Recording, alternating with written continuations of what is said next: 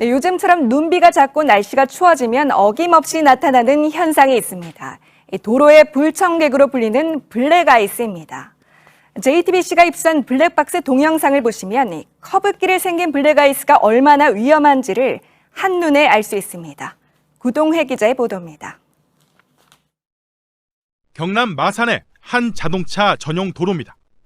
교통사고를 당한 여성이 응급차를 타기 위해 견인차 운전기사와 함께 걸어가고 있고 소방대원 한 명이 갓길에 서 있습니다.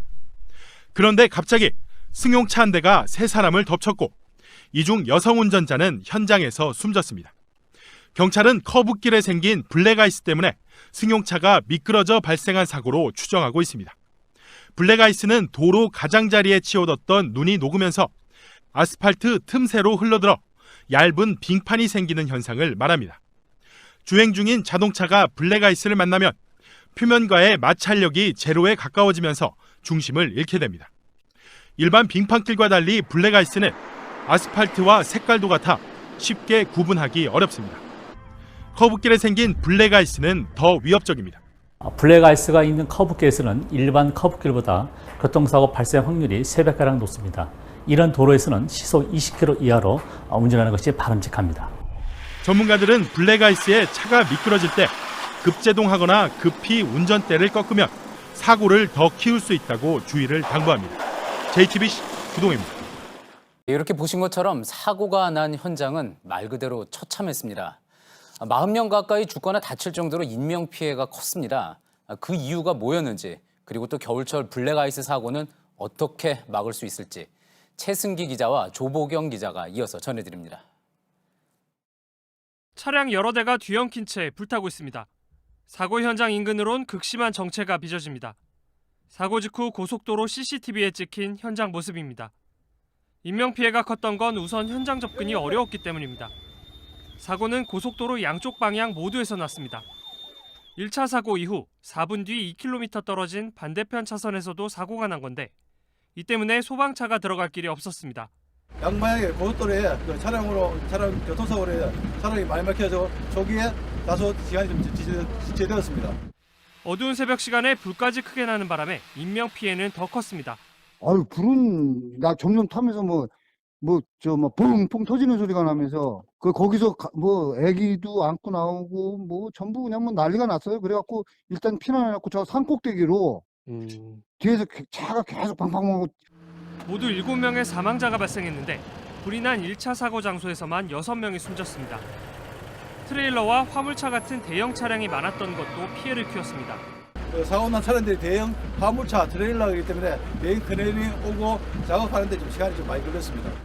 JTBC 최승기입니다.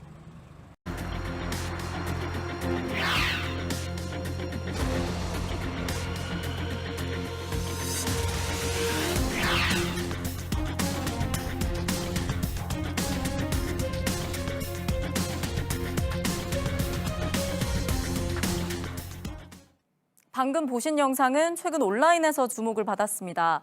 지난달 제2 영동고속도로에서 있었던 사고인데 차량 20여 대가 잇따라 부딪혔고 블랙아이스 때문에 난 사고로 추정됩니다. 도로 위의 암살자로 불리는 블랙아이스는 길 위에 생긴 얇은 빙판을 말합니다.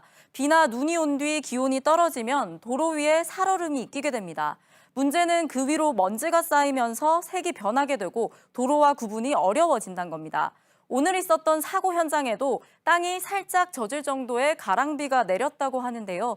일대 기온은 영하 1.7도로 블랙아이스가 만들어지기 좋은 조건이었던 겁니다.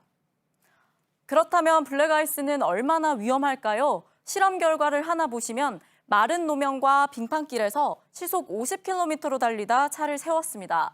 버스의 경우 빙판길에서 제동거리가 일반 도로의 제동거리보다 7.7배 길었습니다.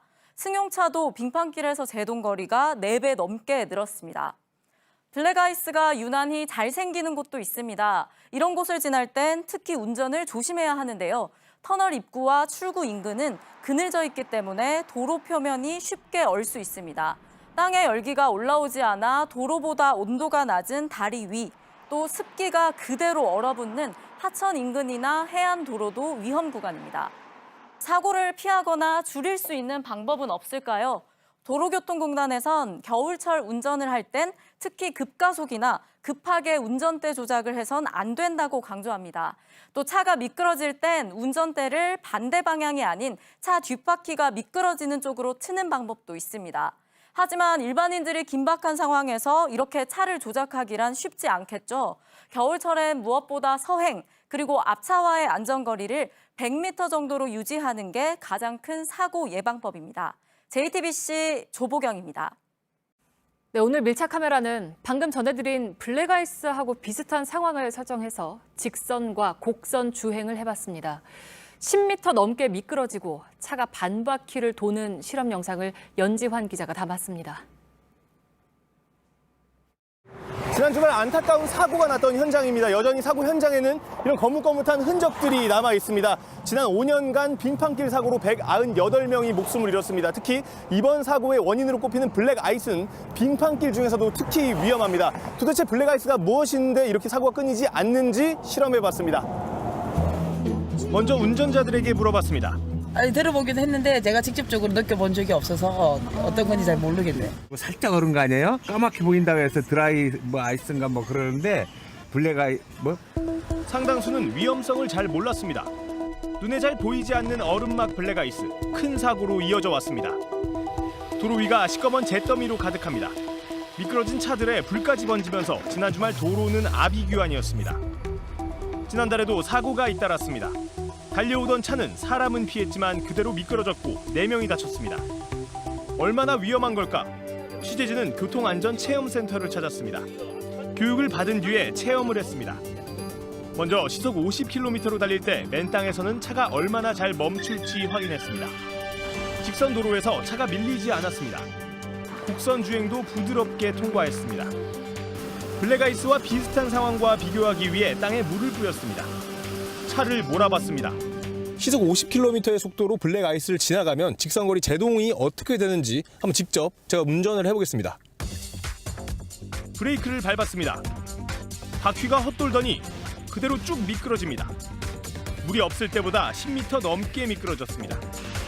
실제 상황에서 제동거리는 의미가 없다고 합니다. 이거는 운전자가 조심하기 위해서 제어하지 않는 이상은 무슨 답이 나오느냐는 거예요. 커브길은 어떨까? 이번에는 같은 상황에서 곡선 주행을 할 때는 어떨지 실험을 해보겠습니다.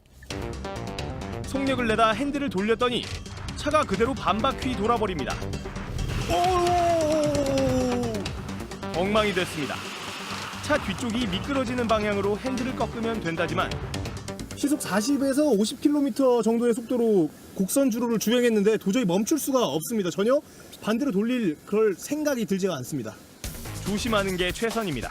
1초 내지 1초, 2초 이내에서 이루어지는 거기 때문에 사실 순간적으로 제어한다는 건 상당히 힘들죠. 피해를 줄이기 위해 갖가지 방법이 동원되고 있습니다. 일부 지역에 자동으로 염수가 나오는 장치를 설치하기도 했습니다. 언덕이나 고개, 그다음에 비탈진대 그런 부분은 염수 분사 장치로 사무실에서 보고 화면을 보고 판단한 다음에 하지만 날씨가 매우 추우면 녹았던 얼음이 다시 블랙아이스로 변할 수도 있습니다. 열선을 깔자는 목소리도 나옵니다. 열선을 깔면 좋기야 좋겠죠. 상습적으로 막 이렇게 좀 결빙이 돼서 이렇게 녹지 않는 곳은 좀 깔아두면 좋죠. 데이터를 수집해 언제 어디서 많이 발생하는지 찾아내는 게 급선무입니다. 여러 시스템이 나왔지만 상용화는 아직입니다. 사실상 블랙아이스를 맞닥뜨렸을 때 대처하기란 쉽지가 않습니다. 갑자기 보이지 않는 곳에서 나타나기 때문입니다. 얼음이 잘 어는 곳을 표시하고 운전자들이 이곳을 지날 때 속력을 최대한으로 낮춰서 천천히 지나갈 수밖에 없습니다. 그렇지 않으면 제2, 제3의 블랙아이스 사고는 예고 없이 찾아올 수 있습니다. 밀착 카메라 연주환입니다.